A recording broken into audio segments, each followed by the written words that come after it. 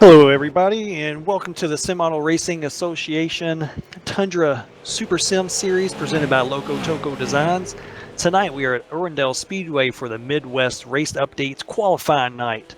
Tonight this will be exactly what it is, qualifying night for the main event next week, 300 laps around the Irwindale Outer Speedway for the Midwest Race Updates 300. Tonight we have 52 cars attempting to make the field here tonight, and there's top 15 endpoints will be locked in, and then there will be 10 after that will get in on time, and then we'll have a 100-lap LCQ following up qualifying here.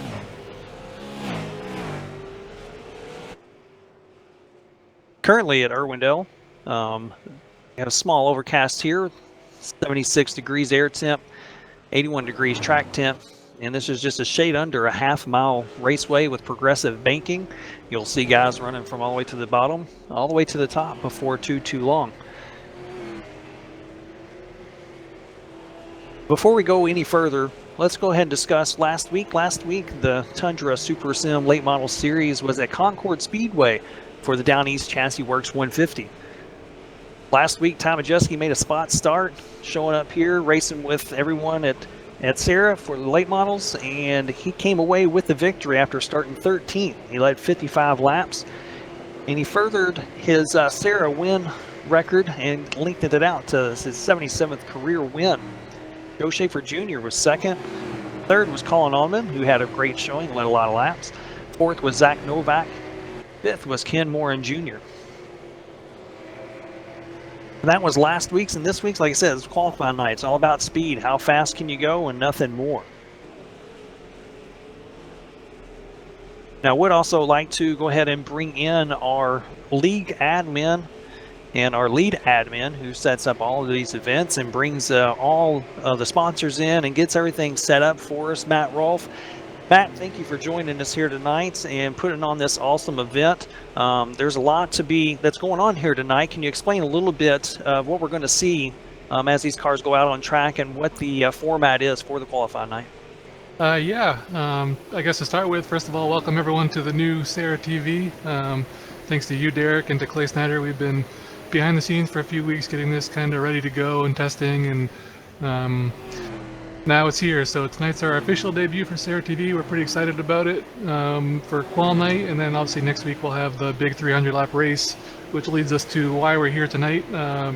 Because next week's race is 300 laps, it's going to be a long race, and due to time constraints, we wanted to move qualifying a week early to this week, so that's what we're here doing tonight. We have 52 cars enter for tonight's race. I think we're at about 40 cars or so right now that are in the session, getting ready to qualify here. We've got 15 cars that are already locked into next week's race based on points, so those guys are here tonight just to run a qualifying lap to see where they start next week, but they're already locked in. They don't have to worry about anything whatsoever. And then, but before those guys go out to qualify, everybody else will go out to qualify first. They'll get some laps in, they'll do their time trials, and we'll take some cars out of there. It'll be the 10 fastest cars from that group, and those guys will be locked in. Everyone else will have to go run an LCQ. So we've got a lot going on tonight, a bunch of qualifying.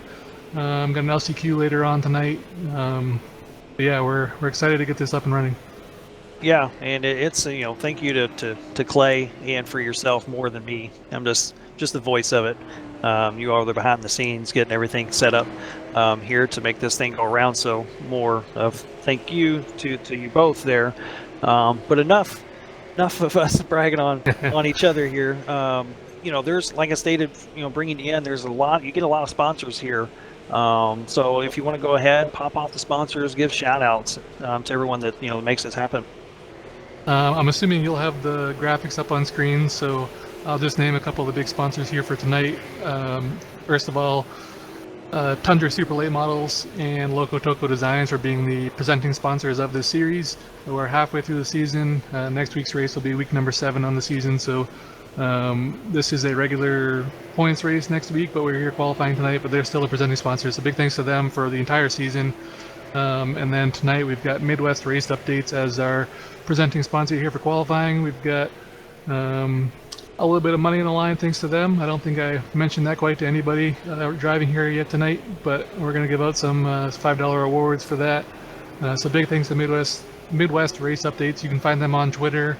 They do live tweeting and some PR stuff for different teams and series throughout the Midwest and Michigan. So definitely check them out.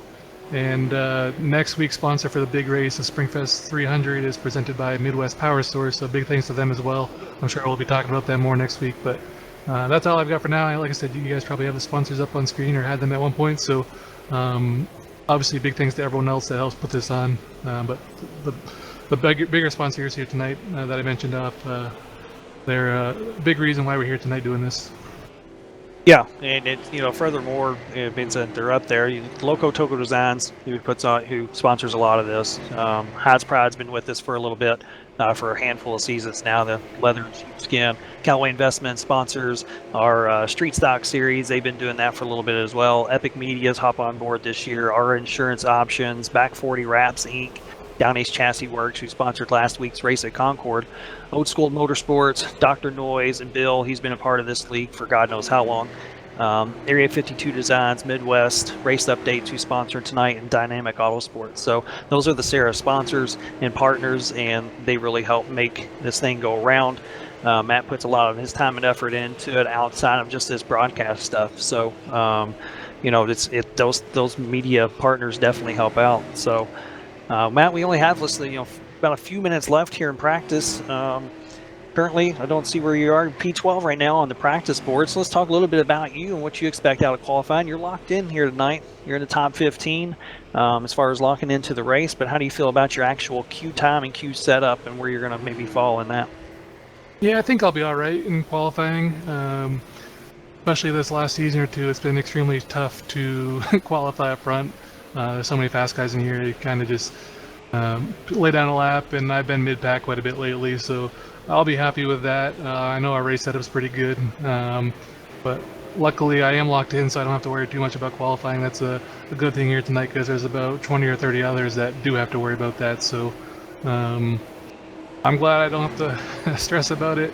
I think I'll do all right, but we got some fast guys in here that are probably going to lay down some pretty blazing laps. Are going to be hard to beat, so expect the guys that are up there in practice right now to be up there at the top of the charts after qualifying as well.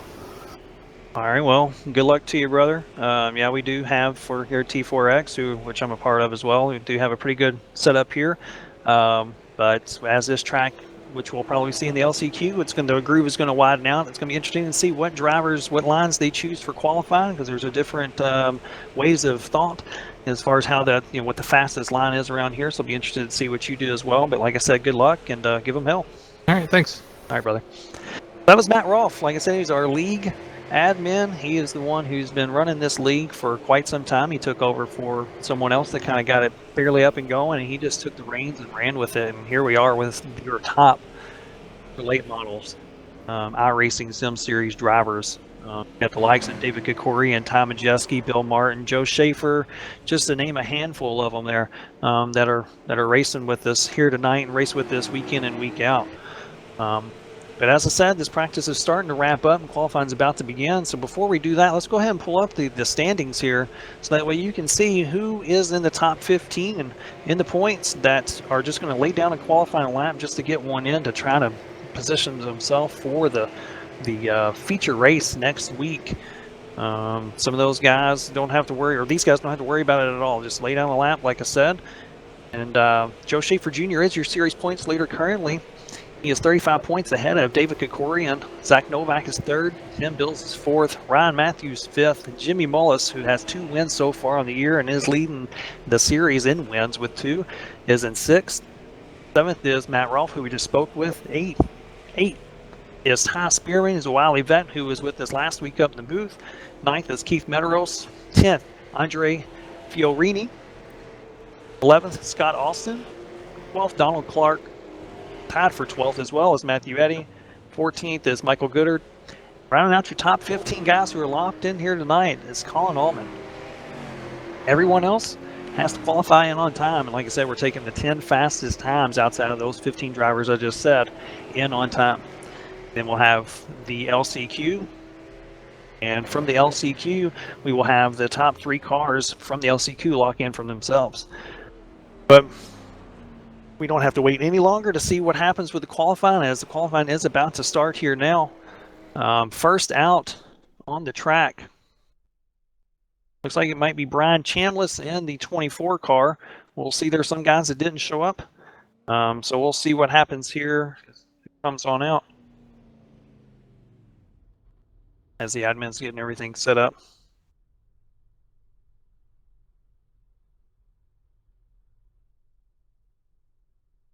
Now we've had a lot of laps on the track, so everyone's been trying to run their queue line going into this here, and so you may see everyone probably try to run in the middle, maybe not the very top or the very bottom. But what does happen is when you get down into 3 and 4, a lot of guys like to cut off the track, so they'll run down low in 3 and 4 to try to cut as much time as they can to the track and drive off, save a little time. So you may see that here tonight. You may see just a normal line where everyone's running right towards the middle.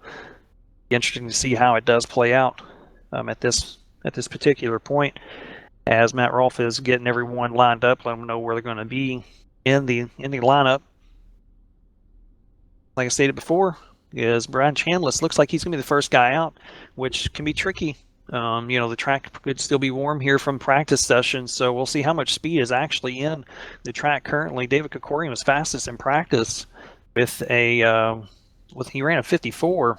Don't have his lap time up here anymore. He ran a 54, and Tom Majewski was second. And I think they were right on top of each other with time. We'll see what Brian Chambliss can come out here and do early on. He's from Lidston, Indiana. Sponsored by the Support Your Local Police.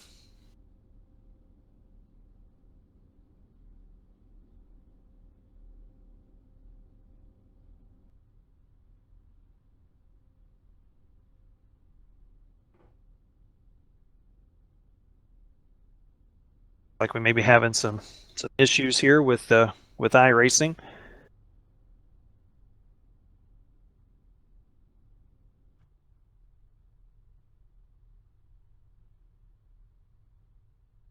Tell you what, we'll go ahead and cut to a commercial break here real quick, and we'll come right back to you as we get all this ironed out, see what's going on with iRacing once it comes back up. We'll get Brian Chambliss out there on the track. We'll get these qualifier sessions started. Don't go anywhere.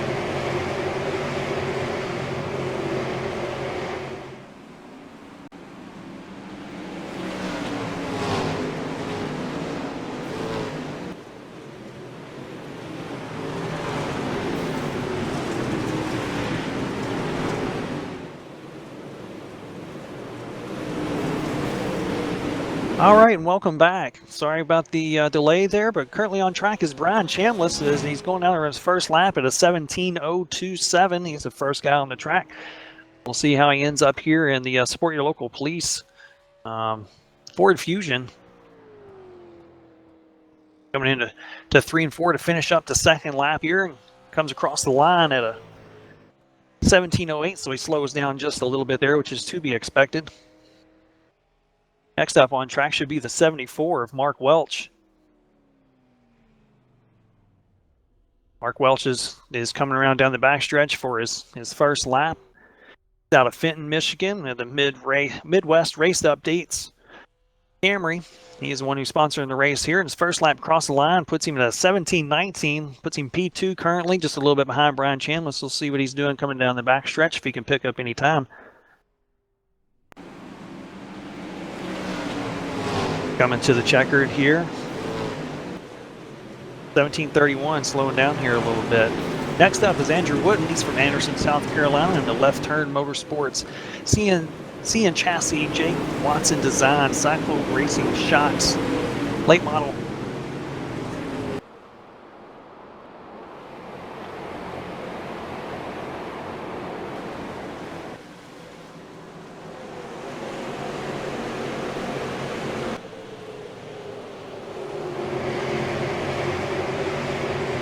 Going down the backstretch there in the 0-2. Currently he's first with a 16.658. Nice lap there in the first lap. Slows down a little bit on the second.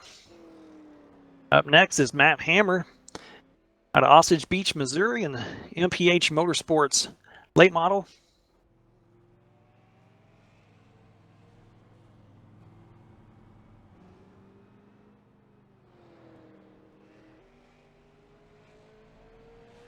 Coming down for the green flag.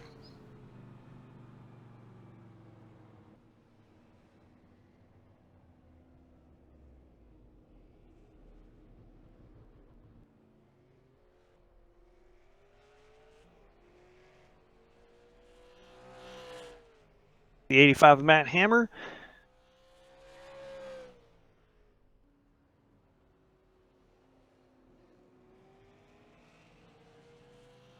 Oh, looks like it might have been Mike Carlson. My apologies there. Mike Carlson comes across the line. He had a 16.69. Looks like next on track is the 09 of Landon Pimbleton. Coming across at a 16.83, puts him third currently. He's out of Richmond, Virginia. The Anderson Lawn Care and F&P Forest Products. Chevrolet. Slows down there a little bit at 16.87.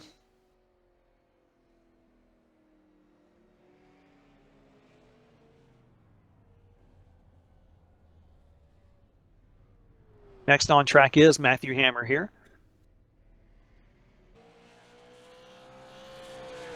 Cross the line at a 17.25. Down the backstretch, see if he can pick up any time.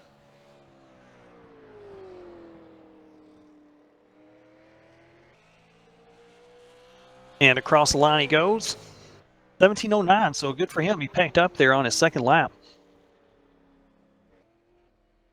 And we're going to go ahead and bring in someone here. We're going to go ahead and bring in Ty Majeski. He was last week's winner at Concord Speedway and picked up his 77th career victory, and he is actually the all-time leader in SARA with 77 wins. Ty, thanks for joining us here up in the booth for just a minute before you go out taking a Q lap. Is there anything that you're expecting here tonight? Now you do have to qualify in on time since you're not in top 15 and you're making a spot start here with us. So is there any big expectations for tonight? The biggest thing is just trying to hit a good lap. Obviously with this single car stuff, it puts a lot of pressure on. You can't reset or anything like that after your first lap. So it'll be crucial. Just get a good solid lap down. I think I have a ton of speed in the setup we built, so I'm optimistic about it. All right, awesome. And then for next week, if you do get in on time, is there anything that you're expecting in on that? And I've ran with you in the past here, and the Posse, they have good setups no matter where they go. But it's 300 laps next week, so I mean you're obviously going to have high expectations and win the race.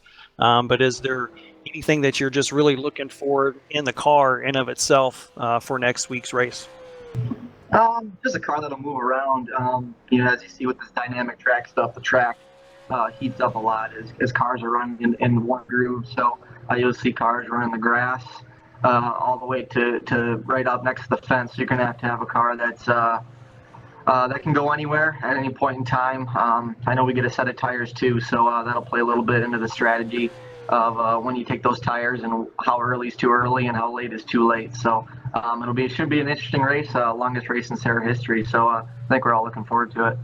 It should be an exciting one, and I won't hold you up here too much longer. Just one more question here for you. Now, we all know that you're going to be running an Xfinity Series with the Roush Fenway Racing team coming up here before too long.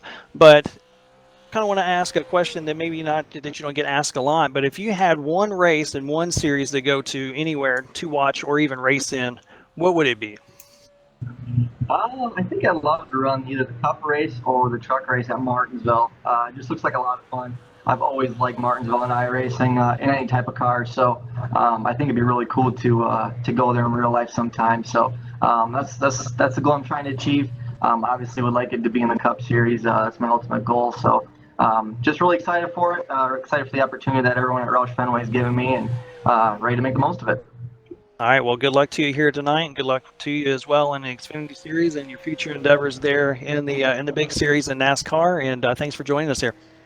All right, appreciate it. I also want to give a shout out to my girlfriend. She's watching in the other room.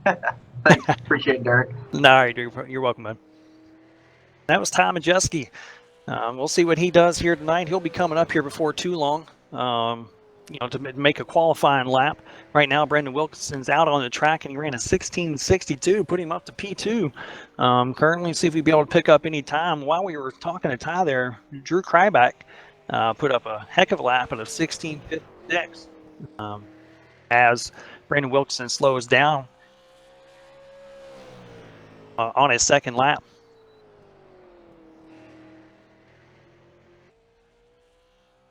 Next up is Dallas in the 54. Dallas Pataska. He's out of La Crosse, Wisconsin, in the All-Stars Elevators North Country Steak Buffet. Mr. Sticks, super late model, ran a 16:69.5 on his first lap, putting P5 currently. Falls off into 3 and 4. See if he can pick up just a little bit more time. Slows down just a tad at a 16:73.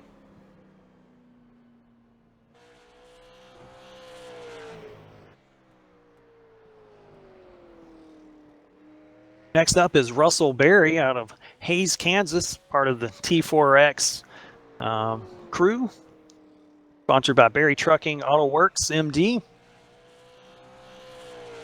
Comes around for his first lap at a 17:02, puts him P10 currently.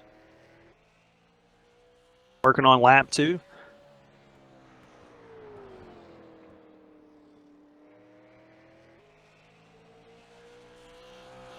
Across the line at a 17:12, slows down just a little bit, still P10.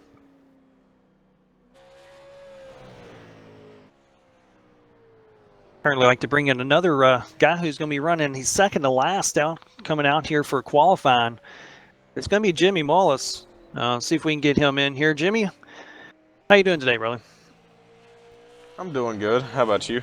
Oh, not too bad. Just watching qualifying here, and it looks like that we've got some pretty quick times. You're obviously in the field in the top 15. You're leading the series this year with 2 wins. So what's your expectations here for qualifying night, knowing that you're locked into the field?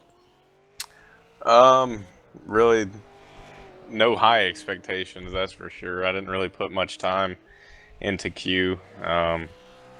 Really just ready for the race next week. I think if anything, I might qualify top 20.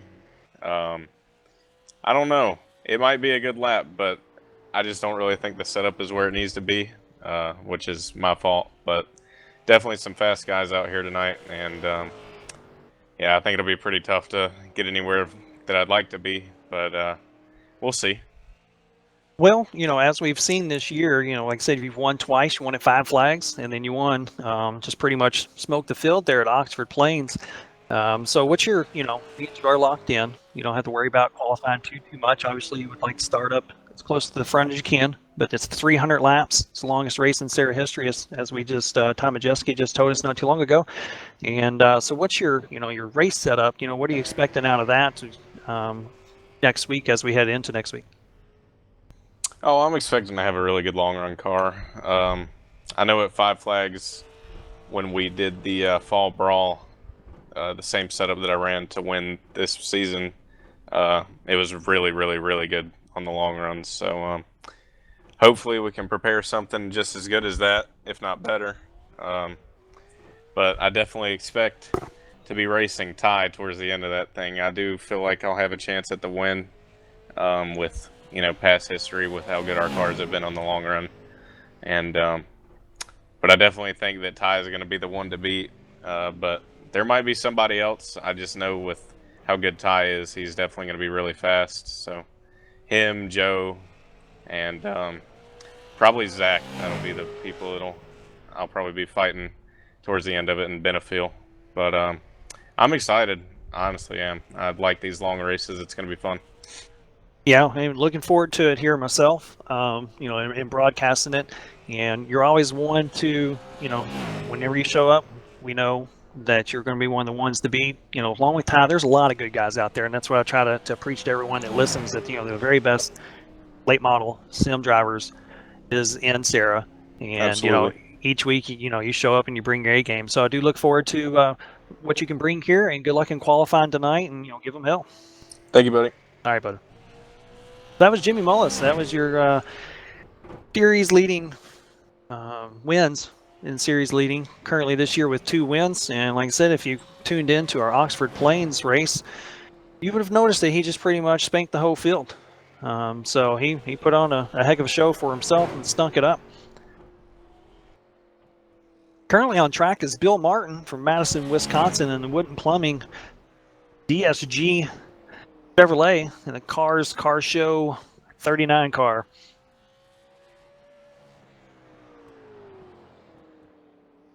I'm into 3 and 4. Not too, apparently he must have hit the wall there his last time, as it didn't register.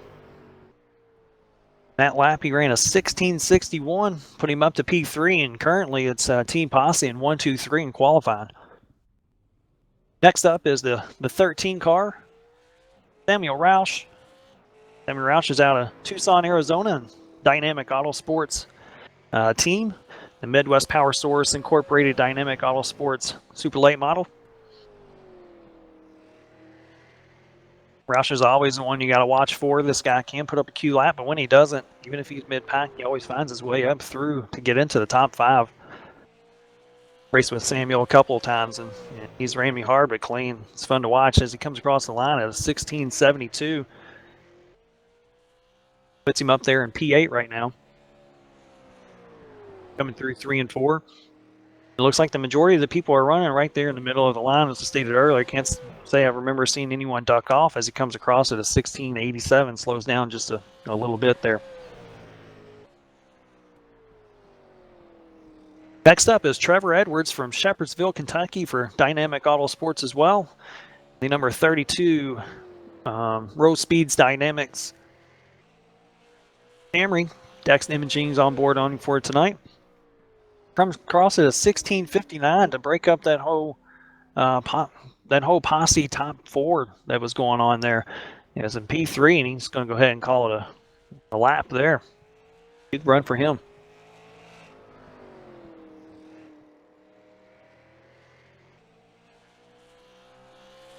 Up next is the number 22, Ken Lowry. He's out of Warren, Michigan.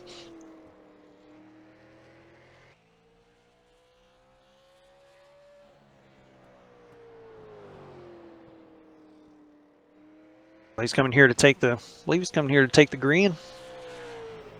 Cross at 17-19. Puts him 20th currently. He's going to need to pick up a little bit of time here. Might be seeing him in the last chance qualifier. Comes across the line at a 1704 or 1701, excuse me. So he did pick up some time, so good for him, but it's not going to be quite enough as it puts him 17th. AJ Rogers is next out on track. We'll go ahead and bring in Adam Benefield here, if he can go ahead and walk on in and get a headset on. Yo. And now joining us is Adam Benefield. How you doing today, man? Doing good. Just hanging out. Yeah, you haven't been with us here all season. I think we may have missed a few races here with us. So I believe you have to qualify in on time here tonight. Okay, right now you're currently P11, so I mean, I think you may be okay as far as being one of the 10 fast in actual time. Yeah, I don't know. There's still some fast guys to go. We'll probably get knocked down the charts a little bit, but we didn't bring everything that. Well, we didn't really have that great of a lap. Car was a little tight in the center, and I didn't really hit my marks as well as you can see. I got out qualified by 2 teammates, Trevor all the way up to 3rd. But hopefully we'll make it in. If not, we'll go have some fun and run this 100-lap race. Yeah, well, if you don't make it in, how do you feel about your race setup for that last chance qualifier? I really don't know. With all the pro stuff going on, really, sorry, Matt was talking. You're fine. We really, all the pro stuff going on, we didn't really have a chance to put something together like we normally would. So I'll probably just run the race set and see how it feels. And if we make it, we make it. If we don't, we don't. Well, I have all the faith in the world that you will. When you were running with us there, pretty much full time, running up front each and every week. Same way with Mullis. And now that Trevor's on board with you all as well. So I mean, you've got a lot of knowledge, a lot of speed. So I have no issues with you not making it in on the race one way or the other. So thank you for coming up here and joining us. Is there anybody you'd like to thank, or any shout outs or anything like that? Yeah, I'd just like to thank all my guys at Dynamic Motorsports. For everybody that doesn't know and's kind of just seen it, some of us, we left one up, and we started up our own team over here at Dynamic, and it's going good. We're building a solid group. We're showing a lot of speed, even on the the top 3 series on the sim. And we added Trevor. He's a great late model driver and great driver all around. But big thanks to those guys back, Dynamic. Thanks to Roll Speed Dynamics, KR Designs, for my beautiful wife, her company coming on board, backing me, and hopefully we can get this thing in the show and we can take a break from running those trucks and the cup cars and just have a little fun and see if we can't rough up Mullis and Majeski. Well, we appreciate you coming out here. Like I said, you're always fast. So thanks for taking the time out and coming down and racing with us. And if you do not make it in on time, good luck tonight in the last chance qualifier. Hell yeah, man. Appreciate it. Thanks, guys. All right. Thanks, brother. That was Adam Benfield. Like I said, currently he's P11 with a 1674. It's going to be close. As he stated, there's a lot of fast guys left. Top 15 in points are last guys here to qualify. So they very well could knock Adam Benfield out. Since he has to be in here on time. Currently, Matt's getting everyone set up in the lineup, kind of let everyone know who could be in and out at this point. Like we may have one coming out here on the track currently. Yep, says it's the 86 of James Passmore from Moody, Alabama. Then the Rockstar Energy Drink 86 Chevrolet SS.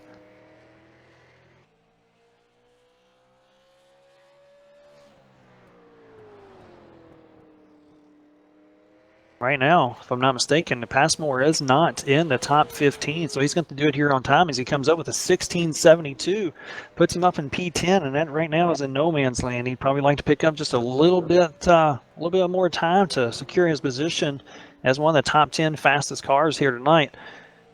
Coming out turn 4, slows down just a little bit at a 1679.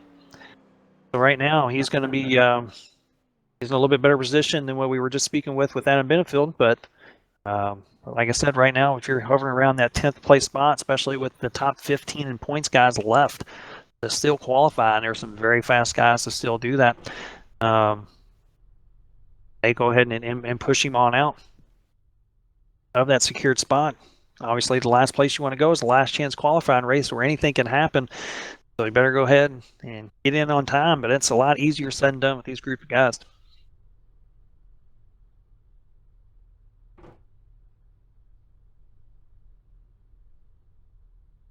Currently, your top 5 in qualifying is Tom Majeski at a 1653, which I believe is just about a 100th faster than what he ran in practice.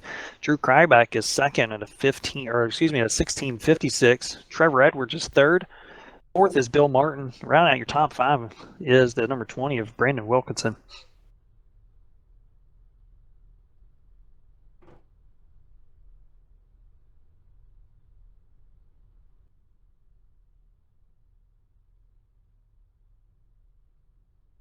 Like we're getting some people lined up here, ready to kick them back out.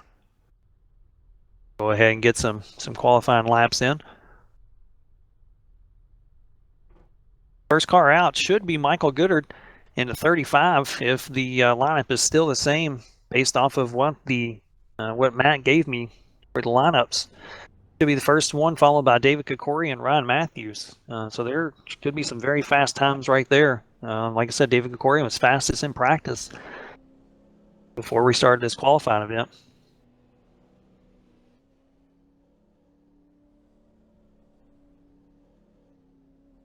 Like we got some cars rolling down pit lane here.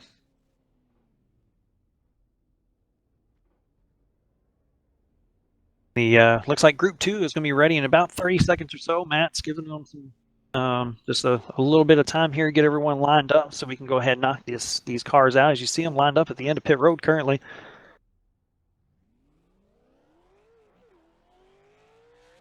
Yep, and here goes first car out on track. Looks like it may be the 72 to Ben Nile.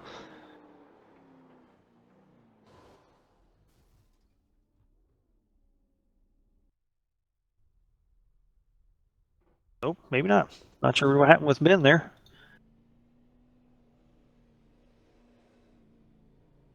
Ben's already had a lap. Ran a lap there of a 1681.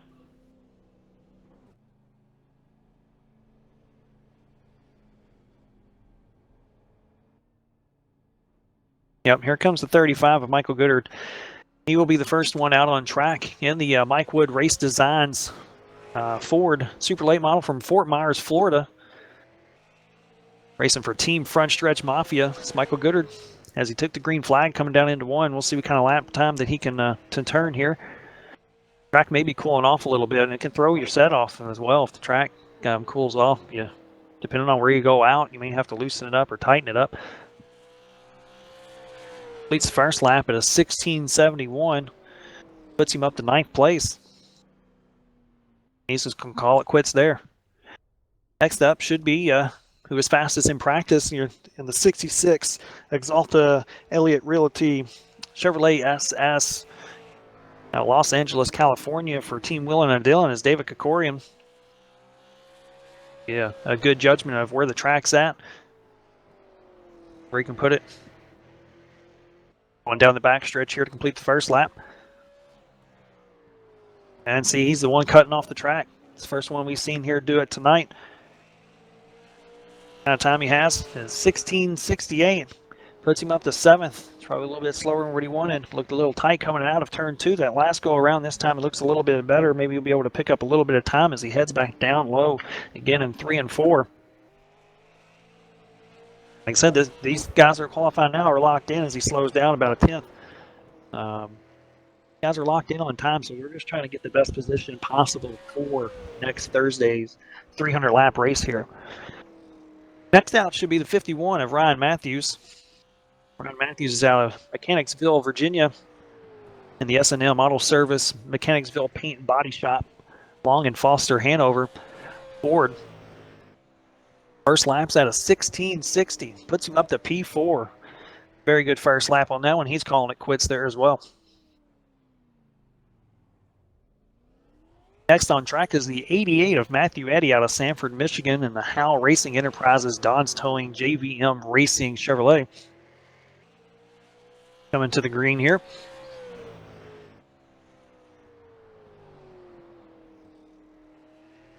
Car looks a little tied up, a little high there out of 2. It's going to cost him probably a little bit of time. Super tight there in 3 and 4. At least that's how it looked. Came across at a 1695. Puts him P22 currently. He's still locked into the field, but if you're one of these guys that are not, you like to see that. That's one less guy you have to worry about knocking you out, maybe put you in the last chance qualifier. Comes down for the checkered at a 16.96, consistent of anything else. Next on track is the one of Zach Novak. He's out of Clinton, Connecticut, in the Lockdown Racing Kirkwood Transportation Loco Toco Designs Chevrolet Camry, excuse me. Comes across the line at a 16.74. Puts him up to 16th position. He's going to go around here and see if he can pick up a little bit of time.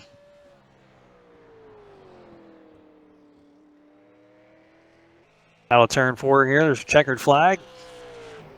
16.79 slows down just a little bit, which is common. Up next is the 05 of Scott Austin in Tinley Park, Illinois. Austin Designs, Austin Home Improvement, 6-man race cars coming to take the green.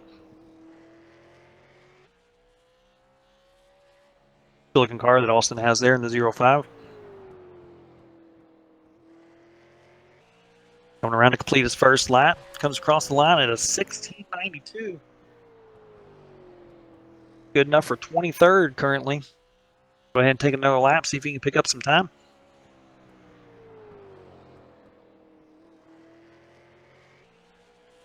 Comes across the checkered flag, 16.99. Next up is the 07 of Andre Fiorini. The Rockstar Energy Mountain Dew Pitch Black GoPro Chevy SS. Guys should have plenty of energy based off his sponsors. Coming across the line at a 16.66. Puts him up to P8. Good qualifying run, getting him into the top 10. He's going to go ahead and take another lap. Like, may have a small connection issue as well. As he slows down a little bit at 16.74. Next up is Colin Allman in the 67. He was the one who led the most laps last week at Concord Speedway. He's out of Plant City, Florida. Part of NRC Racing. Coming to take the green. At 16.59, excuse me, that was his first lap. Puts him up to P4, so there's still speed in the track, and we got some fast guys still here to end up qualifying. Joe Schaefer Jr. comes out on track out of Green Bay, Wisconsin, part of Team Posse in the Button Box Shop, Loco Toco Designs, Heat Wave Visual, Ford Fusion. He was last year's Super Late Models champion. He's 3-time champion at that. He crosses the line, take the white flag at a 16.55. Puts him up to P2 just behind Tom Majeski. Currently, it's a Posse all front row as he's going to go ahead and pull it off. Got 3 more qualifiers left. Heck of a run by Joe Schaefer. Next up is Matt Rolfe. T4X Chassis RaceSarah.com Midwest Power Source Toyota Camry. This is a Series League admin. We spoke to him earlier. Said he wasn't too confident about his Q set, but definitely confident about his race set. And he's locked in on time, so he doesn't have to worry about the qualifying too much. See what he does here coming across the line at 16.74. Puts him 20th currently. It's definitely not the run that he was looking for. I'll go ahead and call it quits. 2 cars left to go. Next up is Donald Clark in the 28 at a Moncks Corner, South Carolina, part of the Will and Dillon Motorsports team, sponsored by Carolina Contracting Solutions. He's been a solid front runner pretty much all year. Going down into 3 and 4. Like a solid lap so far. And he's ran a little bit lower than most. Comes across at a 16.87. Once again, he's in on time based off of points. So he's still in the race for 300 laps. Currently starting further back than he probably wants to. He's going ahead and pull it off pit road, or pull it off the racetrack, excuse me. And the last qualifier who will let us know what this track has in it is Jimmy Mullis out of Midland, North Carolina, Lockdown Racing. RacingVirginia.com Toyota Camry and K1 Speed. This is the one that, if anybody has to worry about now, it's Tom Majeski, as he has to worry about him, but not anymore. 1675 puts Jimmy Mullis P21. We'll go ahead and take another lap. I doubt you can find 2/10 in it, but I guess you never know. Goes down at 1681. That'll do it here for qualifying for the Midwest Race Updates qualifying night here at Irwindale. Tom Majeski is your pole sitter at a 1653, and second is Joe Schaefer Jr. at a 1655. Third, Drew Kryback. Fourth, Trevor Edwards. Fifth, Colin Allman. Rounds out your top five here tonight. Matt Rolfe is going to be getting all these cars set up, let everybody know if they're in or if they're in the last chance qualifier. While he is getting that set up, we'll go ahead and bring in a driver here who qualified P11 with a 1668. He's in the 66 Exalta Chevrolet. It's DK David Kokorian. DK, you qualified 11th here tonight. What were you lacking there? To me, it looked like you were maybe a little bit tight, but what were you lacking there on your qualifying run to back up your practice time? Nah, I just cut it too low out of two and about knocked the wall down. Just as simple as that. Yeah, that was worth probably about a solid half tenth right there. And then I overdrove 3 just a little bit and didn't get all the way down to the yellow line as well as I wanted to.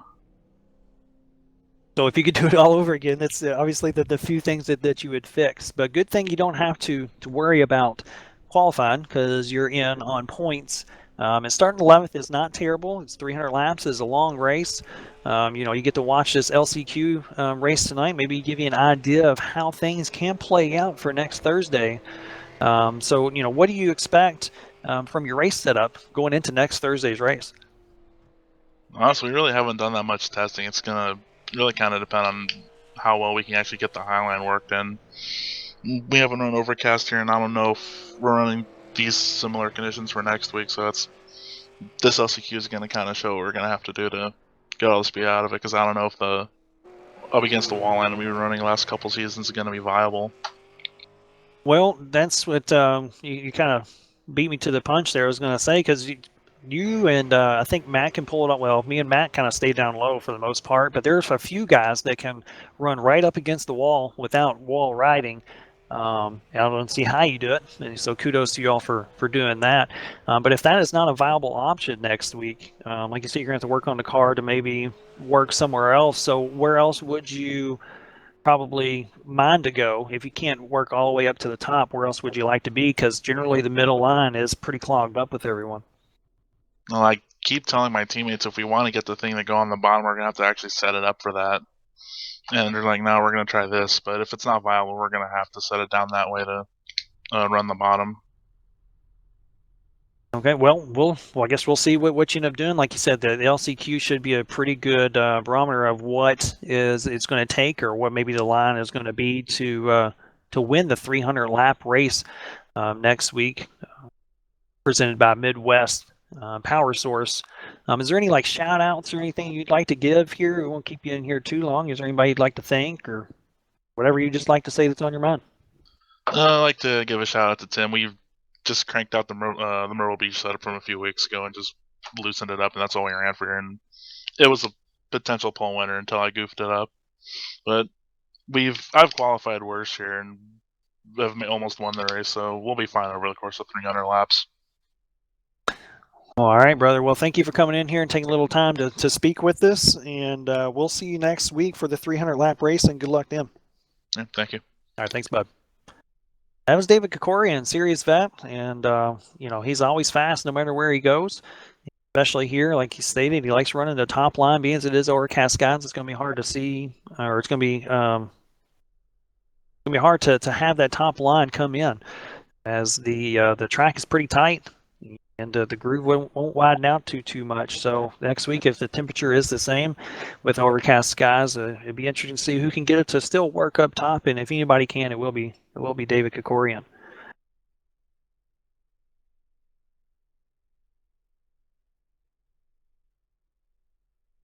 All right, and just before we're going to go take a little small commercial break, And don't go anywhere, as we are setting up the last chance qualifier for 100 laps to make their way in. The top 3 come in, make their way into the field for next week's big race. So don't go anywhere. We'll be right back.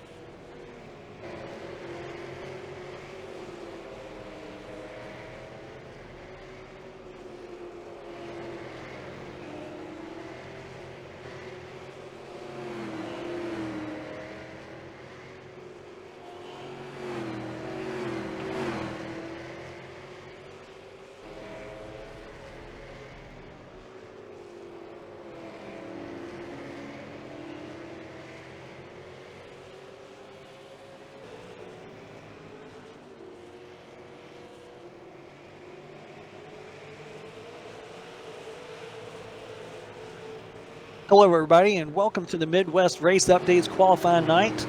Sorry we're getting here too long. We had some technical difficulties, and that's okay because some of us have been drinking here tonight. Not named Derek or Joe. Schaefer Jr., who is with me here in the booth, he's your three-time reigning and defending Super Late Model Series champion.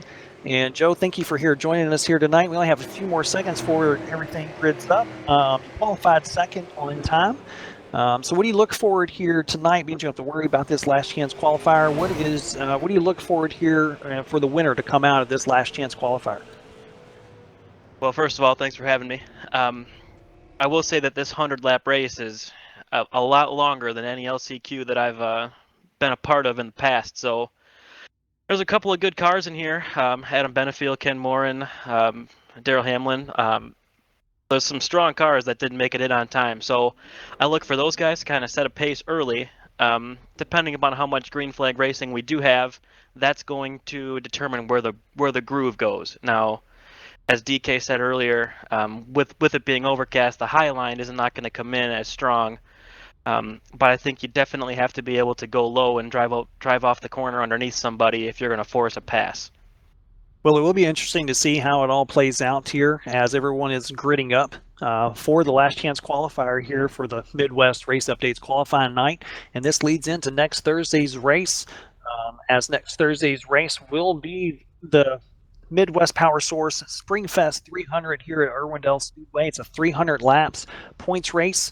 That will be on March 15th. It'll be 9:30 p.m. is when it'll all get started. That looks like everyone is gridded up, and we'll go through our top 10. These are the guys that did not make it in on time or in on points for next week's race. Starting on the pole here tonight is the 81 of Ken Morin. Second is Adam Benefield. Third is Daryl Hamlin. Fourth, Alan Pajari. Fifth, Ben Nile. Sixth, Landon Pendleton. Seventh, AJ Rogers. Eighth, Travis Wright. And looks like Jason Miller actually missed the grid. Ken Lowry's 10th. Russell Berry is 11th. Ryan Chambliss, Matthew Hamner, Mark Welch, Stephen Janis, and Scott Tranum. Rounds out your field here tonight for the last chance qualifier, as we should be here at 1 to go. Like I said, this is a 100-lap race here at Irwindale. And as Joe stated, Adam Benefield is probably going to be your guy that's going to try to get away and get away from these guys. He is super fast. He probably shouldn't even be in the last chance qualifiers. The pace car pulls off, and the green flag is on the leader of 81, Ken Morin. As we are green, gets off to a great start, coming down into 1 and 2. Followed by Adam Benefield, and Daryl Hamlin's following in third, already given Adam everything that he wants. Now, Joe, if you're coming off into this start, this is the time where you have to go, but you also need to give room. You don't want to cause, ruins anyone's night, as we do have the gentleman's rule here in SARA, and you get an EOL if you do cause a caution. So if you're someone where Ben Niles having a good battle right now side by side, you have to be careful, but at the same time be aggressive. So, where's that fine line at? Yeah, when the tires are fresh, you want to go out there and gain as many spots as you can in a hurry. Ideally, you'd be restarting on the high side, so you're not running all over guys. But as we see there, it is a contact sport. You're not going to be able to run 100% clean all the time if you're going to be real aggressive. So Benefield looking to the inside of Morin here for the lead already. Adam Benefield coming down into 1 and 2. They're side by side. Cuts down a little bit. Looks like the car's turning extremely well. Just powered him off of turn 2. Now, top 3 do advance to the main event race next week. So if you're Ken Morin, you're still sitting okay. Or don't look far behind you, because Daryl Hamlin and Alan Pajari and Ben Nile are just right there. If he slips up any, Adam Benefield's pulled away a little bit. Seeing Adam cut the bottom as fast as he did there makes me wonder if maybe he might be driving too hard off the right rear and he might get loose later on. But yeah, if I'm Ken Morin right now, I'm happy. You're transferring in, and if there happens to be a caution, you're restarting on the high side. So if I'm him, I'm just trying to hold steady. Correct. As leaders do not have lane choice, as some series will allow the leader to start high or low. The Sim Auto Racing Association does not do that. They have at one point in time, and that caused some issues with teammates playing some games and messing up some restarts. So Matt Rolfe just did away with the thing as a whole, as we are single file from 1 through 7th right now. Alan Pajari's falling back through the field just a little bit, as Adam Benfield is still leading here on lap 8 of 100. It's early on, and it looks like everyone's kind of running the same line. No one's venturing down low, and that can only mean that down low will be the preferred groove before too long, as more rubber gets laid down on the track in this groove that they're currently running. Yeah, and actually, I was going to make a note. AJ Rogers jumped up a couple spots here, and he's knocking on the edge, knocking on the door for a transfer spot too. Yep, but like you said, everybody running the same line. If it stays green, the person who wins the race is going to be the person that can move out of where they're running right now. Yeah, and currently, as we have Benfield, Ken Moran, this is just, nose to tail racing. Really good racing here so far. As Daryl Hamlin looks low here on Ken Moran. Now, if you're Daryl Hamlin, you don't want to be in the 3rd spot. You don't want to be that guy who's just the last one in when you have the first one out right on your tail. Like I stated before, there's plenty of series that run last chance qualifier races, and the last transfer spot is always the one to watch, because anything can happen. But we're only 11, now 12 laps into this race, so no one's going to really push the issue, get into that spot, as AJ Rogers is still filling up the mirror of Daryl Hamlin. Yeah, if you're Daryl Hamlin right now, you can't get too complacent with where you're running. If you're Daryl, I say you probably need to run your race, but try to keep Ken as close as you can in case AJ starts to look. You want to be in a position of advantage if you can. Well, I just got a note passed to me, and it was from the admin of Matt Rolfe. He says top 4's in now. Oh. So if you're Daryl Hamlin, you're sitting pretty. I Yep. don't know if the drivers know this or not, but AJ Rogers is the last one in, and now Ben Nowell is the first one out. So same thing applies, just to different drivers at this point. I guess we'll see, if we're going to be going green like this, who's taking care of their tires right now, who's not driving the car, to its capability to save it for later. So if anything can happen here. Like you said, we're only 15 laps in right now, so anything can happen.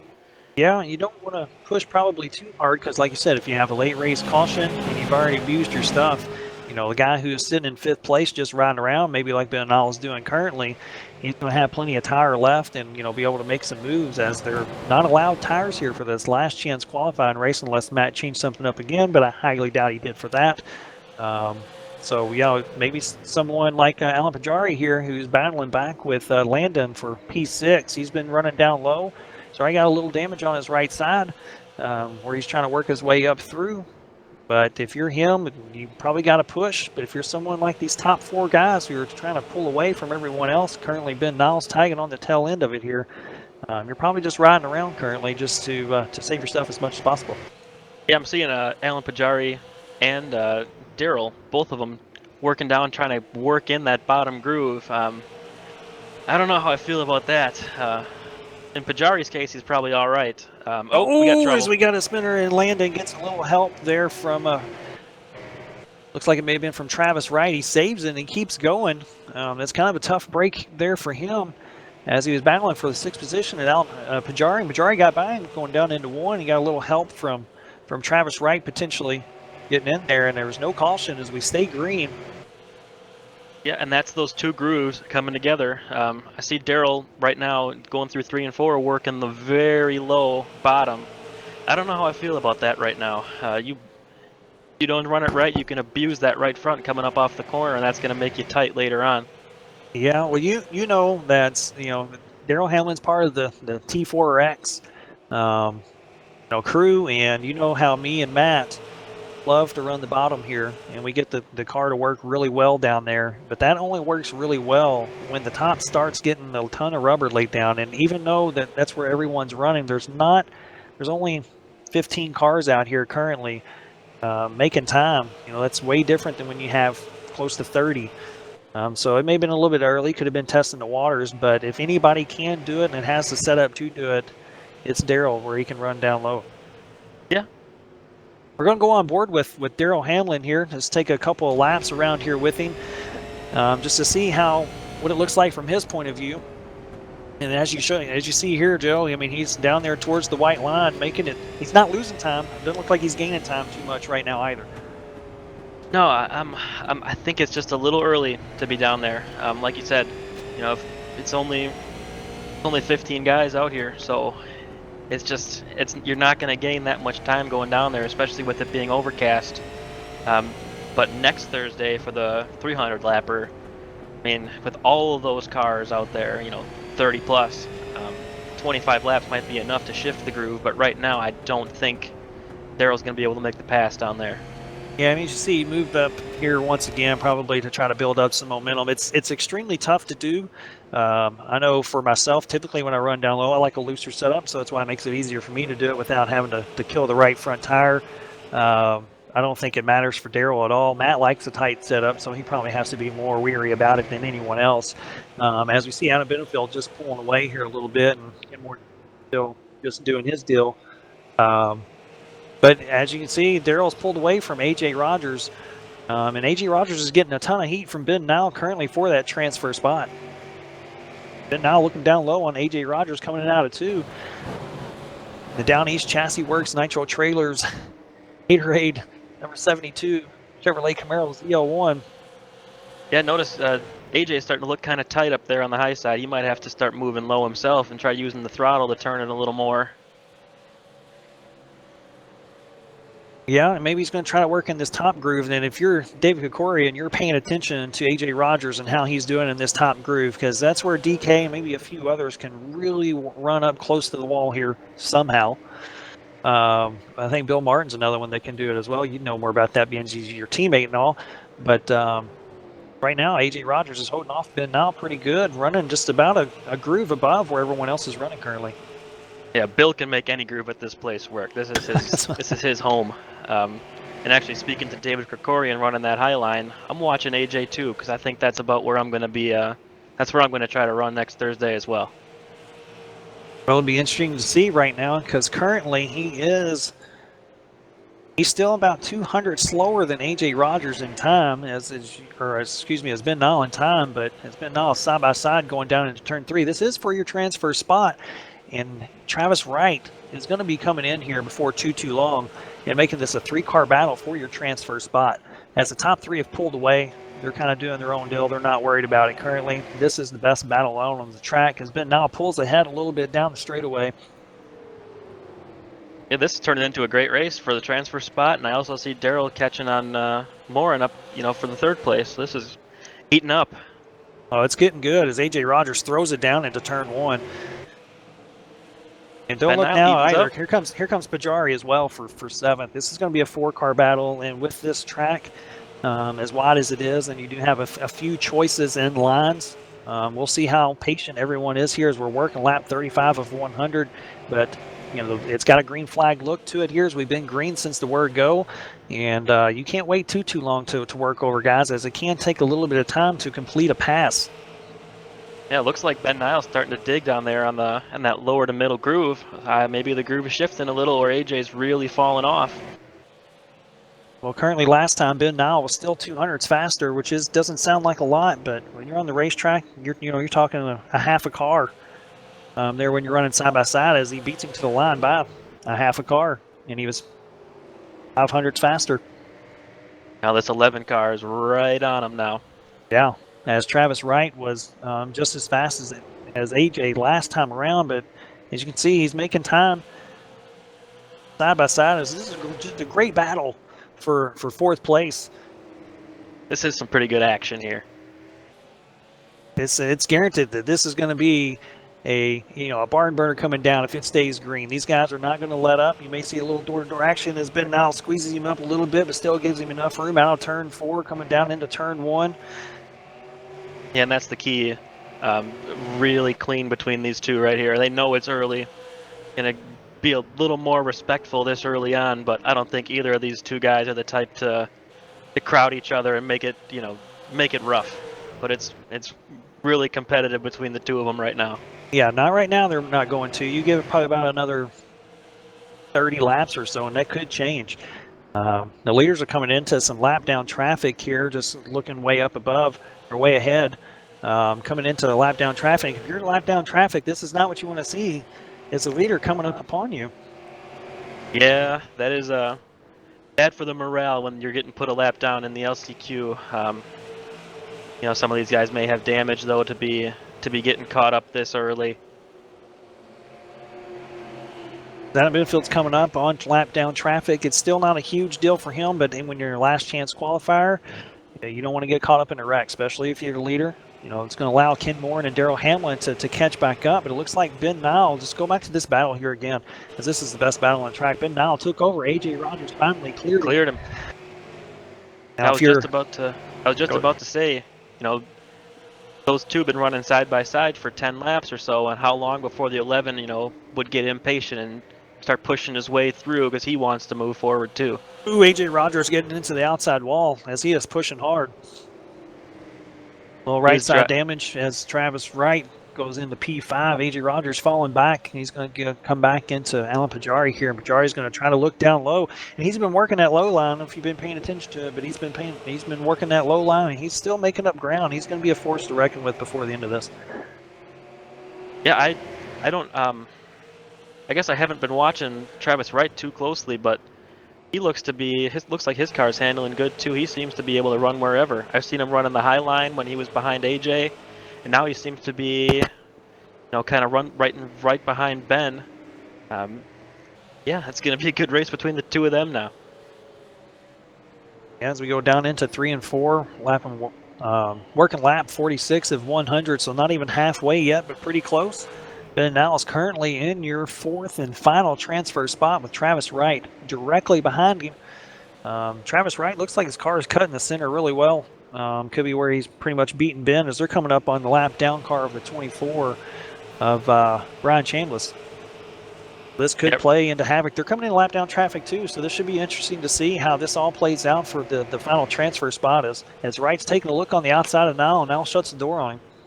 Yeah, right now with 50 laps to go, I think Travis is just kind of sizing him up, trying to find out where he's better than Ben. I'm sure he can see the lap down cars too, and he'll wait till he's got a clearing to make a move, because it's going to be tough to pass now. Well, we'll see what the lap down cars do here as you see Chambliss go way down low. Locked up the left front there a little bit. Looks like he probably didn't want to come up in front of Nile and Wright here to affect their battle. As really Ben Nile and Travis Wright are catching Daryl Hamlin, it looks like. It looks like they're getting a little bit closer to him. I hope Daryl's not able to get through the traffic. He still has probably about 20 car lengths in between the two, but currently just looking at their last lap speeds, you know, Nile was a full 10th faster than Daryl Hamlin, so they're definitely catching up for him and catching up to him. And if they do, then we're going to have another 3-car battle for the final 2 transfer spots. Yeah, it looks like Daryl and Ken had some trouble getting through the lap cars. Maybe a case of them just being a little more patient. That could be, or maybe they've driven a little too hard too early and they're fighting a tight race car. So that would also explain why Daryl's moving around so much with his grooves. Maybe he's pushing a little bit and he's searching for a cooler track somewhere. Now, Daryl did say in TeamSpeak earlier that he felt good in his own private session, and once he got into a hosted session, I can't remember who was hosting the session off the top of my head, but thank you for hosting it, so all the drivers that are going to be attempting to make this race can get in there and practice. But he did say that his car was tight in that session compared to his private session. So this may be what he could be battling here as it started off. He could have loosened it up a little bit, but not enough for the longer run. As Ben Nile still trying to work over traffic here on the 85 of Matthew Hamner. Yeah, we'll see Daryl now right directly behind Ken with no lap traffic in between them. See if he's saved anything, is able to run Ken back down. As Nile's still having a hard time getting around Hamner here, and Wright maybe trying to size up Nile, maybe get a good run off here, and maybe look to take it 3 wide. It's still kind of early, but we're on lap 56 of 100, so he cannot wait too long. As Pajari's caught up to them both. Yeah, it looks like Travis's car is handling good. I think he's being patient. Once they clear these 3 cars here, I'd look for Travis to make a move sooner rather than later on Ben.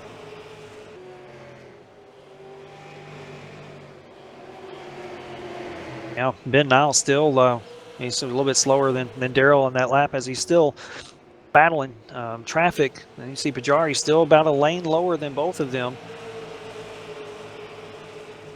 Yeah, 58 laps in here. That bottom group should be It'll be plenty cool. It's only been him and Daryl that deep, down on the apron, so not a bad move right now.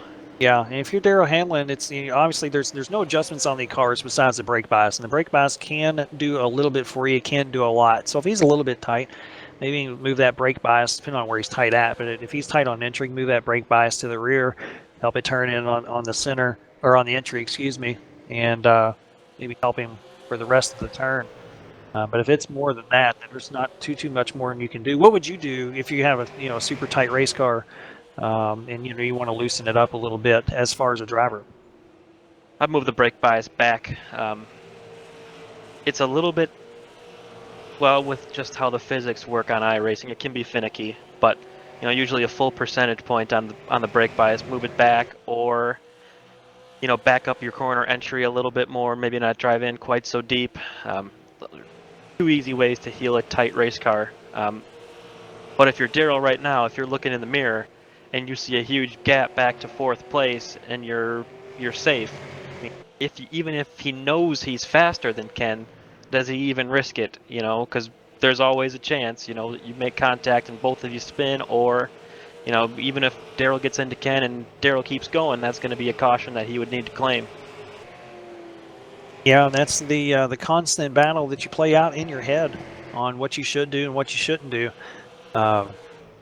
If he can get around him, if there is gets around him clean, then he'll be starting on the outside on a restart, which is ideal here as well. So, but if you're him, or if I'm him, I'm probably just hanging out in third. Forget about that one position's not worth even the risk of potentially getting contact with the car in front of you and ruining both your nights and not even making the race. As Travis Wright still hanging with Ben Nile here. They're running comparable lap times. Travis Wright's still just a shade faster as he looks on the outside of Ben Nile. He may have something here, and Nile shuts the door on him again. As it's pretty tough to complete a pass on the outside here safely. Anyways, as he loses a little ground coming out of 4. Yeah, it looks like maybe it looks like their handling characteristics may have flip-flopped a little bit. Ben's car looks to be really solid now on that middle groove. Travis looks to have lost a step, but still 35 laps to go. Yeah, still plenty of time here as we're working lap 67 of 100. Like I said, top 4 advance into your main event as we have a caution out on the track, and this changes everything at this point. See if we can pick up who that might have been that spun out. Looks like Russell. 4-car Russell Berry.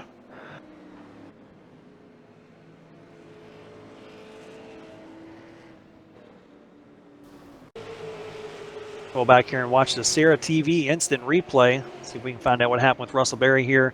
Oh, got a little goose from the 43 of AJ Rogers. Spins him around, doesn't hit anything. It's great driving by the rest of the drivers not to hit him. Russell grabs a gear and gets going here. So it's tough luck for Russell. It's even tougher luck for AJ Rogers as he may end up taking the EOL. Falls the caution there, and that pretty much all but just ruins his night of trying to make it in for the LCQ for the main event here next week. Yeah, it looked like Russell got tight exiting the corner, and AJ's car was rolling just a little bit better and made some bumper contact, and Russell went around. Well, now is our first caution of the night. Track's worked in just a little bit, or a lot of bit, technically, for as many cars that we have out here. If you're Adam Benefield, you didn't want to see that. He was out there just cruising around. Sunday draft for him. If you are Adam Benefield, you're the leader of this. Obviously you want it to go green, but what you don't want to see is more cautions upon cautions. And what you really don't want to see is for someone to get a good restart, maybe showing you nose getting down into turn 1. So being that the pace car pulls off here early and the restart is on the leader once the pace car has all 4 tires off the racing surface. If you're Adam Benefield, what kind of restart games do you play here? Well, I don't know, man. If I'm him, I'm going to go as early as I can without spinning the tires. After 71 laps, depending upon, what kind of pressures you started with, those back tires might be pretty burned up. So you don't want to go too early when you got too much wheel in the car, but I think as soon as he gets it pretty straight, he's going to go, and he's going to jump up into that high line immediately. That's not to say that Ken wouldn't time it though, and run door to door with him down into 1. But we'll see what he does here as we're coming to 1 to go, and the restart will be on him. We'll watch this restart and see what kind of restart that Adam gets. But we do not want to take our eye off the final transfer spot. Ben Niles currently in it with Travis Wright and Alan Pajari directly behind him, looking to make their way in to the main event for the 300 lapper next week here at Irwindale. Honestly, Ben Nile probably would have. Go ahead. Oh, you're fine. As we're green. Benefield gets a great restart, as you stated there, Joe, looking up to the high side. And Nile is on the outside of Daryl Hamlin. And we're going to have a battle for 4th place. And right now, if you're Daryl Hamlin, this is not where you want to be. He's down low. He's probably going to try to work his way back up to the top, maybe possibly get around Ben Nile. And we're going to have a great battle for the final transfer spot here for the last 27 laps or so, as Ben Nile is currently taking over 3rd place in the standings. They're side by side coming off of 4. This is super close racing. Like I says, for the final transfer spot for the LCQ, as Travis Wright shows a nose on the outside of Daryl. Daryl shuts the door on him. So this is all set up here. If you're your same position, if you're Travis Wright, except now it's with Daryl Hamlin instead of Ben Nile. I was going to say that I thought Daryl would be okay on the bottom because that's where he'd been running all night. What I was going to comment on was that Ben Nile had been running a lane lower and him restarting on the high side. I thought that was going to be a problem for him, but as clearly we can see, it was not, and he's moved his way safely into a transfer spot now. Yeah, as we see Daryl Hamlin just giving you a mirrorful going down into turn 3 and 4. And if you're Ben Nile, it's real easy to be looking in your mirrors, maybe miss your mark and stuff like this, especially in this high-pressured situation, knowing that you're currently into the main event. But you have someone, or actually a few guys behind you that want that spot as well, as Travis Wright looks down low into Daryl Hamlin going into 3. Yeah, and that's another thing that Daryl and Ben are going to have to be wary of. I believe Daryl's going to go back down to the apron here once we get some more heat in the track, and Ben Nile lets Daryl get to his inside, kind of lets Daryl dictate how low Ben can go in the corner, and that allows Travis to kind of get into the preferred groove right behind Daryl, and that can turn into a freight train in a hurry.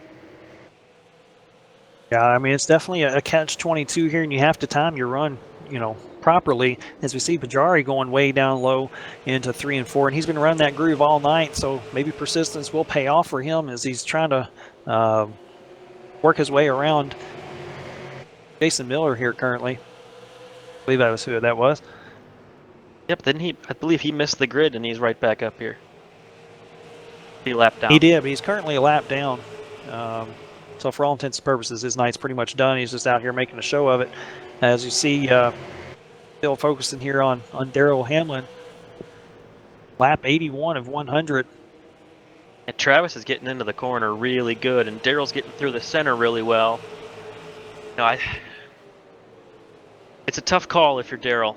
If you're Daryl, I think you need to go back to what you're doing before. Go back to the bottom and try to clear Ben. Put yourself in a safe spot because Travis wants that transfer spot. Yeah, and it's going to be hard for him to do if he is battling a tight car. Once those pressures go down and tires cool down just a little bit there under the caution, the car can come back to you, but it'll go away from you just as quick here, especially if you're in a line that you don't want to be on the restarts. As Ben Nile still holding his own, running his own line, Hamlin may have to go in protect mode here before too long and just run that top line and force Travis Wright to pass him down low, as that's the hard way around this place currently. It definitely is if you're not set up for it. You can't jump into the race, wait 85 laps, and then decide you're going to run the bottom. That's something you got to kind of plan for well in advance. So I guess maybe the bumper is going to come into play here at the end. I guess we'll wait and see. Yeah, well, we'll find out here before too long. And the thing is you still have to get it done here before too long. If the caution comes out, usually it's right around 4 laps or so that you can run under caution. So you can't play around too long. If one comes out late, you may have already sealed your fate at that point. So as you see Ben Nile and Daryl Hamlin pull away from Travis Wright a little bit, as Wright throws it down in there to 1 and 2, and looks like it's stuck pretty good. And if we move up front, we've kind of neglected the race for the lead here. Ken is giving Adam Benefield a mirror full, trying to win this thing. Yeah, and I don't know if there's any prize money on the line for the winner of the LCQ. If there is, then this can turn into a real good battle, and this could have been the whole thing that we were talking about of who used their stuff up and who didn't. And if you're Adam Benefield, maybe he did, trying to get away from the group. Ken Morin's just, giving him a mirrorful at this point. These guys are going to race each other respectfully as they are well in to the final four of the final spots to get in for the main event next Thursday night. Jump back around, Daryl door to door with Ben for the third spot. And that's extremely close, but as you stated, Daryl may want to try to go back down low, and it looks like that's where he's working it. As he may clear Ben here coming out, he is. He's clear. Yep, what Daryl did going into turn one that time was exactly what I would have done. He knows Ben wants to run just below that white dotted line, so Daryl adjusted his line to force Ben to run above it, and that killed Ben's momentum, and Daryl swooped by on the bottom. So here we are once again, Ben Nile in fourth, Travis Wright in fifth, and this is what these guys have been doing, what seems like for the whole race, battling for the last transfer spot.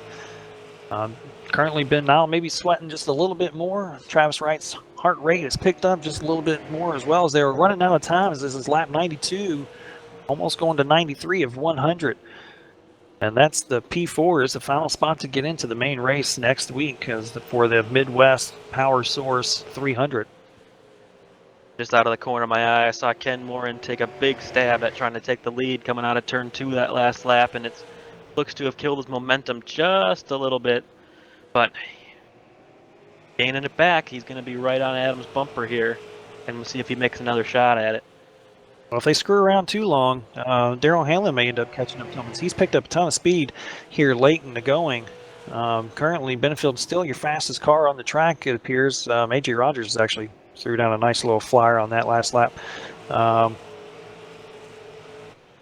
yeah, currently Daryl Hamlin's actually fastest, the fastest car on the track that last lap. So the field's spreading out a little bit. Ben Nile is comfortably ahead of Travis Wright at this point by almost a half a second. We're going to have a battle for the lead before the end of it, as we're working lap 96 now of 100. Adam Benefield's been leading the whole race, had it well in control until that caution. Then Ken Morin has been all over his back bumper since we went back to green. Yeah, I don't know what got into Daryl. All of a sudden, he got around Ben Nile and he found another gear or something, because he took off. I mean, he left Ben Nile. He's a good second and a half ahead now. Now Daryl Hamlin may make this end up, as Morin gets into the wall coming out of 2, he is definitely pushing. And yeah, Hamlin right now is 300s faster than these guys. Like I said, not a lot, but it's definitely something, and it's showing up on the track.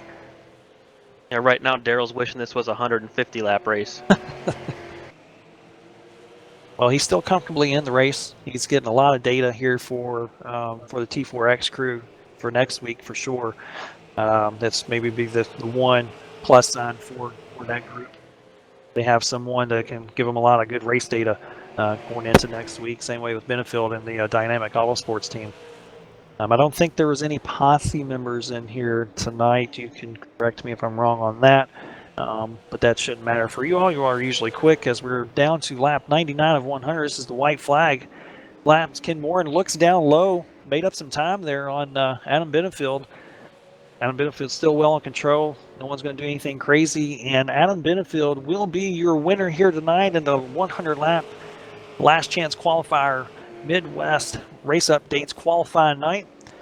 Ken Morin comes in second, Daryl Hamlin comes in third, and Ben Nile end up hanging on by about a half second to finish out the top 4 qualifiers from this race that will move on to next Thursday's main event race, 300 laps at Irwindale Speedway for the Midwest Power Source Springfest 300. So congratulations to Adam Benefield on his win here tonight, as well for Ken Morin, Daryl Hamlin, and Ben Niles. They move on. Joe, like I said, you're going to be starting P2 next week, and thank you for joining me here tonight. I had fun here, and it was a very good, entertaining race to watch. So hopefully next week provides just as much entertainment, as we're going to have more cars out on the track for that big 300 lapper. Yeah, that was a good one. Thank you. I think next week for the 300 lap race, You saw some guys kind of try to move through the field in a hurry here, but you had to. It's an LCQ. You're fighting for positions. I believe next week's race is going to be very low key for the first 100 laps or so. As we've seen, at the end, looks like Daryl Hamlin's going to be somebody who has a long run setup.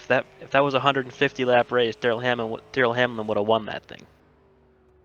Yeah, he probably would have. As he came on there, he may have figured something out on board, maybe made an adjustment, to get himself, to further himself up, to get close to those guys there at the end. So it's pretty hard to say. But before I let you go here, is there anybody that you would like to thank or, give any shout outs? Yeah, I'd like to say that it would have been nice to have a posse driver in the race tonight for research purposes. Congrats to all the guys that made it in. I know I was the only guy besides Spearman who was in. I know Bill, Ty, and Drew all had to qualify their way in, and Drew was really stressing about it. So happy for all those guys, and looking forward to the race next Thursday. All right, well, good luck to you. Good luck to your posse teammates as well. And we'll be broadcasting, and some people will be cheering you on, and good luck to you. All right, thank you. All right, thanks, brother. Well, that's Joe Schaefer Jr., three-time series champion, and qualified second for next week's big 300-lap race. We'll go ahead and bring in someone here that had a mirrorful of Travis Wright all night. This is Ben Nile. Ben, how much, well, first off, congratulations on making the big race, but how much pressure was on you here tonight to even finish fourth to get in to the big 300-lap race next week? Yeah, I expected not to make the race on qualifying, so I was just hoping for the best in the LCQ, but I had him right there, just hoping he either didn't get into me or something stupid didn't happen, like usually happens to me when I'm running well. Well, we were pretty much concentrated on you and Travis and Pajari and Daryl Hamlin here and there, but you three were putting on a show for the majority of the race. AJ Rogers as well. The leaders kind of got away, and we knew that the fourth place spot was the final one in on the last chance qualifier. So congratulations there to you. What is your expectations going into next week's race? Or you got a lot of data from this race. You kind of figure out what the track conditions are going to be next week. So what are you looking forward to for next week's race? Oh geez, 300 laps. I'm just worrying about surviving that race. I mean, if I can make it to the last 50 laps, I'll probably be top 15. So I'm just hoping for that at least. But other than that, just following along with the track got a lot tighter than it has in the past. So I just gotta tweak on that a little bit and learn from it for the 300 laps. All right. Well, we'll be paying attention to you. Once again, congratulations on getting in, and good luck to you next week. Thank you. You're welcome. Now, it was Ben Nile on a Down East Chassis Works Chevrolet. Go ahead and bring in Daryl Hamlin here. He's part of the T4X. Drew's Paints Chevrolet, the H&H sign design Chevrolet. Daryl, you finished third there. You're actually catching leaders there very late. But what happened where they're with you? Fell back to fourth place. What happened there? I just had a bad restart, and anytime you're on the bottom here and somebody gets a jump on the high side, you just kind of stuck where you're at. But I was basically just riding around trying to save tires most of the race, and I think if we'd had a longer race, I think I could have ran the 2 leaders down. But I was just trying to get in the transfer spot, so I was happy where I finished. Well, yeah, and it's funny you say that because we had Joe in here up in the booth, and he did a fine job helping me out here on the cast. And he said that if it was a 150-lap race, you probably would have had something for the leaders, if not won the whole race. But that wasn't the case. And, you finished third there. You got around Ben to give you a 1-spot buffer. But what you did do as well, as I said to Ben, is you got a lot of data for the race for next week. The guys that qualified in on time, they don't really have the race data as what you all have. So did you learn anything for your car that you need to do for next week to make it just a little bit better to pick up a little speed? Yeah, just needed to rotate in the center. It was pretty good for the long run, so since we're doing 300 laps, I don't know if I'll loosen it up too much, but it just wouldn't turn in the center, so you probably saw on the broadcast, I was trying to go low and trying to loosen it up a little bit, but basically it's going to be a long race next week, so maybe a tighter car is a little bit better. All right, well, we'll see how it ends up playing out for you. Do you have any other, shout outs or anything, any thanks you'd like to give out while I have you? Oh yeah, T4X, good group of guys, teammates. y'all for doing the broadcast and Matt for running the league. All right, well, thank you, and we appreciate it, and good luck to you next week, and we'll see how it all plays out for you. I appreciate it. All right, that was Daryl Hamlin. We finished third in the last chance qualifier, and now we have the last chance qualifier winner in the booth, Adam Binfield. Congratulations, you're into the big race next week. We spoke to you there in qualifying, and you weren't too happy with your qualifying set. Race set ended up turning out to be pretty quick there. So what were your thoughts on this last chance qualifying race? It was the quickest one I've ever ran. It was really clean. The guys were pretty respectful. Got a lot of data to fill out the car and see what it's going to do. We strung out.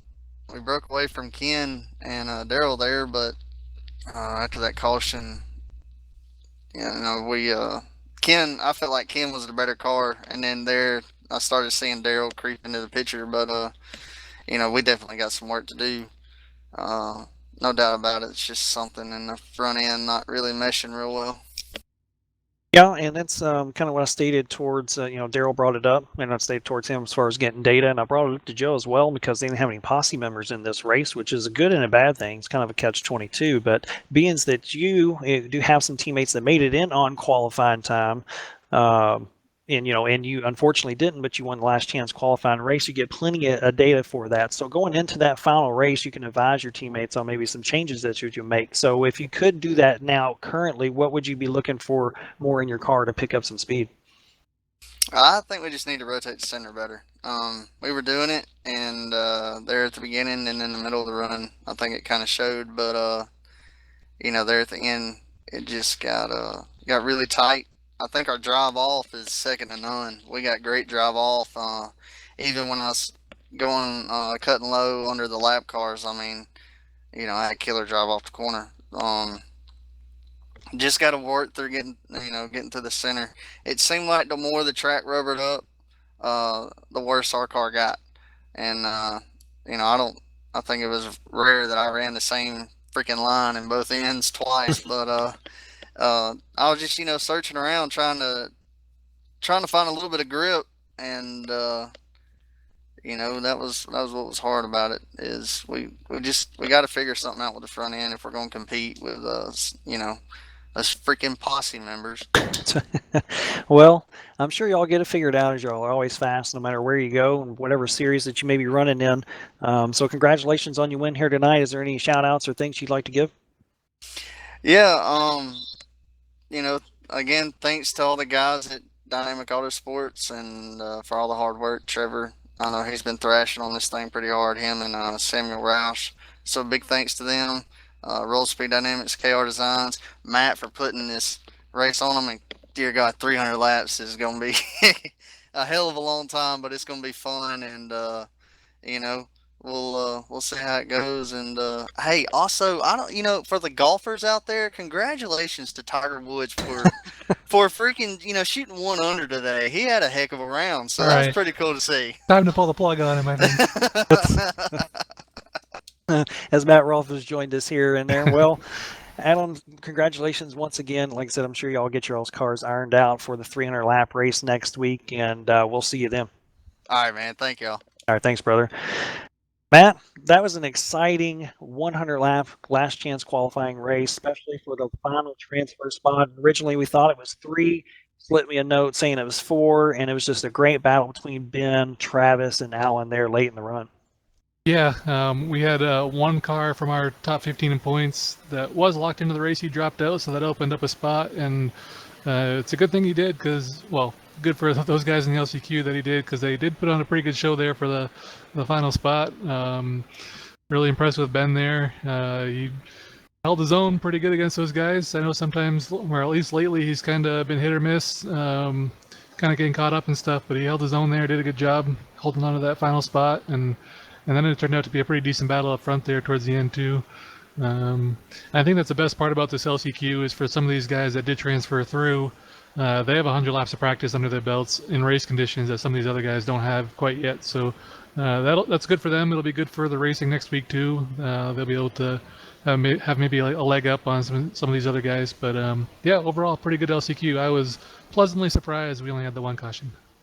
Yeah, and and that one caution was just a mishap there between Russell and AJ, but it was extremely exciting to watch. I'm sure there's going to be exciting racing next week as well, as we're going to have more cars out on the track, faster cars.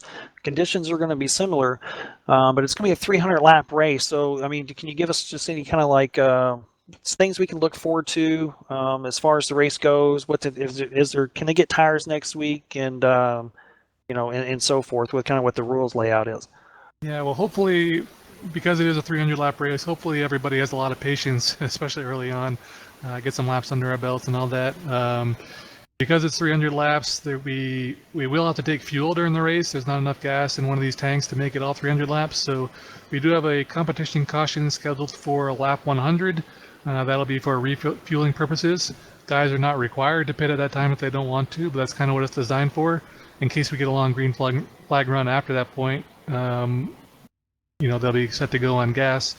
And then we do have one set of extra tires available as well, so I'm assuming most people will not take them during that competition caution, but they can if they want to, or they can choose to wait it out as long as possible, which I'm sure most of the field's going to do. As we've seen from our fall brawl races, the 250 lappers, guys have tried waiting as long as they can, closer to lap 200 before they even think about taking tires in that one. So I'm sure we'll see some similar strategy next week. Yeah, it's going to be entertaining to watch and see how it plays out, which strategy comes out at the very end, as no one really ever knows as these races go on how it's going to play out. You do your best guess and use your prior experience from other races on what your strategy should be. The competition caution will throw a curveball in all this because you can come in and you can go ahead and take your fuel and stuff like that, so it can speed up your pit stops for later on. But that's all for next week. The next week is the 300 lap race for the Midwest Power Source Springfest 300 here at Irwindale Speedway. Is there anything else more that you'd like to say, Matt, while we have you in here? Anybody you'd like to thank, or just give everyone a heads up going into next week? As always, just gotta thank the sponsors, Tundra Super Late Models and Loco Toco Designs, for being the presenting sponsors of the series. Midwest Race Updates for being tonight's sponsor. Definitely check them out on Twitter at MW Race Updates. That's their handle. They do some live tweeting throughout the race season out in the Midwest. And then thanks to Midwest Power Source for being next week's sponsor. We'll hear more about them next week. And once again, thanks to you and Clay behind the scenes and everyone getting SARA TV up and running. Hopefully it went well tonight, and we'll be right back at it next week. All right. Well, thank you for everything that you do here, for us here at SARA. Like I said, we got SARA TV that's gone up officially here tonight. So there should be some more great things that lead into that. And looking forward to next week's race. So thank you. We'll see you then. All right. That was Matt Rolfe. And like I said, next week, 9:30 is when it all will start up. We'll go live shortly after that for 300 laps at Irwindale Speedway for the Midwest Power Source Springfest 300. And Tom Majeski will be leading the way for that race. And outside of him will be Joe Schaefer Jr. And those guys are not slow, so we'll see what kind of pace that they set early on in that race, as it is a tire race. And you will be able to pit to get those tires whenever you want. So strategy will be key. Like I said, please come out and join us for then, as we will have 30 of the top iRacing sim drivers on the service in that race next week, going for the win. There is prize money on the line, as Matt announced prior to this LCQ. So just looking forward to that, and please join us then, wherever you may be and however you may be listening. Thank you, and you all have a good night.